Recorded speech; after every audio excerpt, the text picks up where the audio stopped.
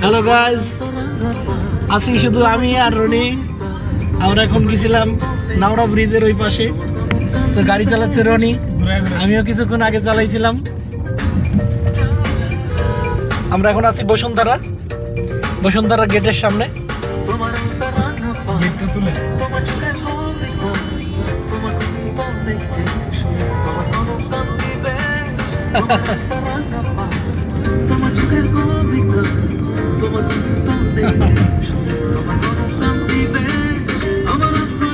starting শুদ্ধ করে